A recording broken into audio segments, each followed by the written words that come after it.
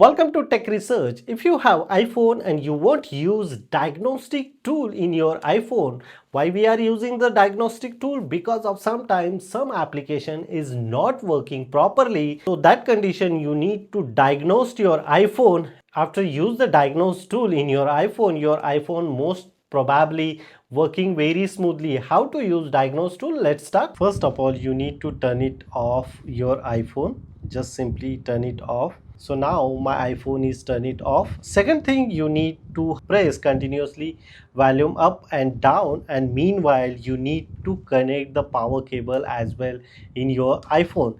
So first of all, I just simply press here power on off simultaneously both buttons like this, and meanwhile you need to connect here the power cable.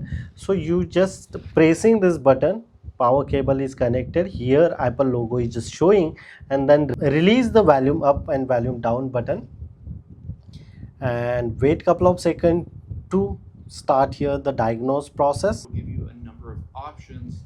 So look at this here option is showing diagnosed and repair. Diagnosed allow Apple to identify potential hardware and software issue with this device to complete and repair a configuration step may be required here.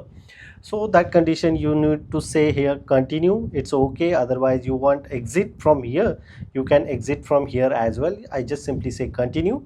Continue point of view, you need to connect Wi-Fi. So here the Wi-Fi it's required, so join the Wi-Fi is a join here. So automatically continue is going on. Connecting the Apple Center, diagnosed and repair privacy, agree, you are agree. So here agree or disagree, I just simply say agree. Connecting to the Apple support. So here run diagnosed potential, connecting to the Apple Center.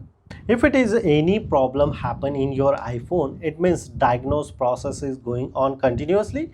If it is not a problem any hardware or software, so diagnose process is stop anytime. Sometimes some user have problem like my camera application is not working properly, not open. So that point of view you need to always diagnose your iPhone before visit Apple store, so you can save much more time and day as well using this process.